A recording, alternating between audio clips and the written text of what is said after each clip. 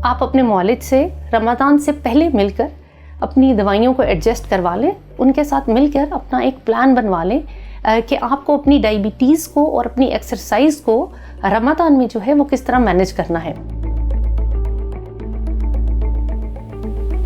अस्सलाम वालेकुम जी, मेरा नाम डॉक्टर सबा हफीज़ है और मैं एज अ डायबिटीज़ और एंडोक्राइनोलॉजी कंसल्टेंट शिफा इंटरनेशनल हॉस्पिटल में काम कर रही हूँ।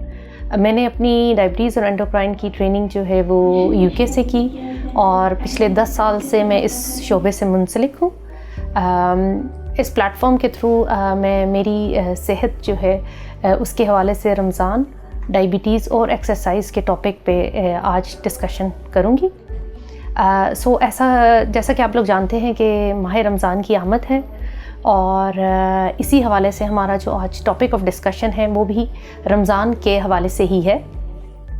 तो पहला सवाल कि रमज़ान में जो है वो रोज़े डायबिटीज़ वाले जो पेशेंट्स हैं उनको रखने चाहिए कि नहीं, जस्ट बेसिक सवाल से शुरू करूँगी। तो सबसे पहले तो ये कि हर मरीज़ जो है वो रोज़े नहीं रख सकता, लेकिन ज़्यादातर मरीज़ जो हैं वो रमज़ान में अगर उन्हें शुगर है तो वो रोज़े रख सकते हैं। लेकिन इसके हवाले से जो सबसे ज़्यादा ज़रूरी बात ये है कि उन्हें रोज़े रखने से पहले अपने मुआलिज के साथ मिलकर अपनी डायबिटीज़ का चेक करवा लेना चाहिए, ताकि ये जांच की जा सके कि उनके लिए रोज़े रखना जो है वो ख़तरनाक तो नहीं है। और अगर उनका मुआलिज उनके साथ मिलकर एक उनको प्लान बना के देता है, उनकी दवाइयों में अगर कोई रद्द बदल की ज़रूरत है तो वो कर देता है, तो फिर उनके लिए रोज़े रखना जो है वो ज़्यादा महफूज हो सकते हैं।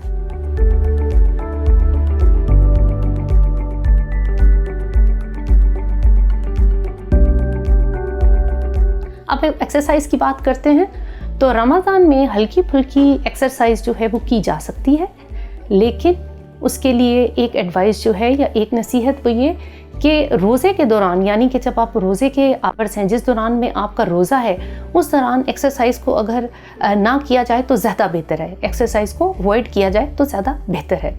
हाँ, लेकिन अफ्तारी के बाद आप हल्की फुल्की वर्जिश की जा सकती है। उसके लिए कुछ बातों का ख्याल रखना ज़रूरी है। जिस तरह मैंने पहले भी कहा कि अगर आपकी कोई प्लान्ड एक्सरसाइज है, यानी कि अगर आपने कोई प्लान की हुई है वर्जिश जो आप रूटीन में करते हैं, तो आप अपने मुआलिज से रमज़ान से पहले मिलकर अपनी दवाइयों को एडजस्ट करवा लें, उनके साथ मिलकर अपना एक प्लान बनवा लें कि आपको अपनी डायबिटीज़ को और अपनी एक्सरसाइज को रमज़ान में जो है वो किस तरह मैनेज करना है।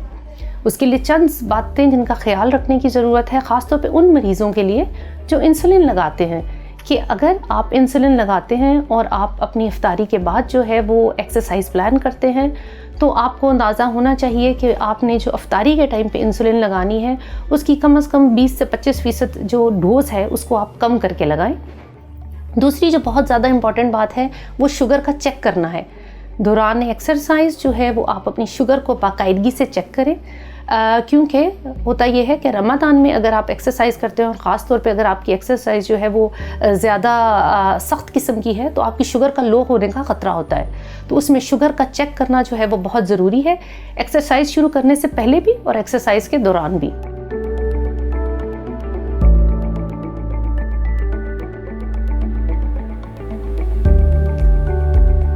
इसी के साथ, क्योंकि शुगर लो होने का ख़तरा होता है, इसीलिए एक्सरसाइज के दौरान अपने साथ अपनी कोई भी आप जो है वो ऐसी चीज़ जो शुगर को बढ़ाने के लिए काम की जा सके, यानी जिसको हम कोई एक्टिंग कार्बोहाइड्रेट्स बोलते हैं, यानी कि किसी किस्म की भी जो शुगर वाली चीज़ें हैं या ग्लूकोज वाली चीज़ें हैं उनको अपने साथ रखें, ताकि अगर आपकी शुगर लो हो तो आप जो है उनका इस्तेमाल कर सकें। इसी तरह एक्सरसाइज के लिए खुराक का जो है वो सही होना भी बहुत ज़रूरी है। तो आपने इफ्तार में ख्याल रखना है कि आप जो है वो ज़्यादा चीनी वाली या ज़्यादा नमक वाली चीज़ों का इस्तेमाल जो है वो ना करें।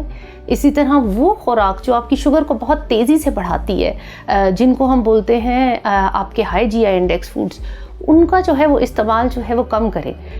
उनमें आपकी ये सफ़ेद चीनी वाली चीज़ें आ जाती हैं, उनका इस्तेमाल अगर आप कम करेंगे तो आपकी जो एक्सरसाइज है या जो अभी आपकी वर्जिश है वो बेहतर तरीके से हो सकेगी। अब हम आते हैं अपने दूसरे सवाल की तरफ कि आप अपने आप को जो है वो रमज़ान में और एक्सरसाइज के दौरान पानी की कमी को जो है वो किस तरह जो है वो बचा जा सकता है पानी की कमी से।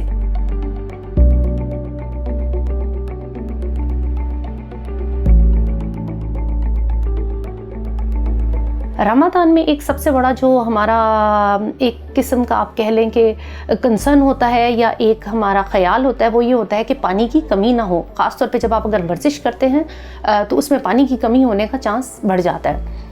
उसमें आपको अपने जो आपके जो जिन दौरान आप रोज़ा नहीं रखा हुआ उस दौरान अपनी जो है वो पानी की जो है मिक़दार को बढ़ाएं। कम से कम आपके 8 से 12 ग्लास जो है वो पानी जो है उस दौरान आपको लेना चाहिए। इसी तरह जो पानी है वो सबसे बेहतर है ताकि आपकी पानी की कमी को दूर किया जा सके। कैफ़ीन वाली अशिया यानी कि टी, कॉफ़ी, इनका इस्तेमाल कम करें क्योंकि इनकी वजह से प्यास या डिहाइड्रेशन या का ख़तरा जो है वो ज़्यादा बढ़ जाता है। पानी की कमी का ख़तरा इन के साथ ज़्यादा बढ़ जाता है। इसी तरह जो चीनी वाले शरबत है उनके इस्तेमाल या जो फ़िज़ी ड्रिंक्स है या जो ये कार्बोनेटेड ड्रिंक्स बोले जाते हैं उनसे भी जो है वो पानी की कमी का ख़तरा बढ़ जाता है। तो इनका जो है इफ्तारी और सहरी में जो है वो इस्तेमाल कम से कम करें। इसी तरह तली हुई चीज़ें और जो हमारी है जो सफ़ेद चीनी वाली चीज़ें हैं वो भी जो है उनसे प्यास ज़्यादा लगती है।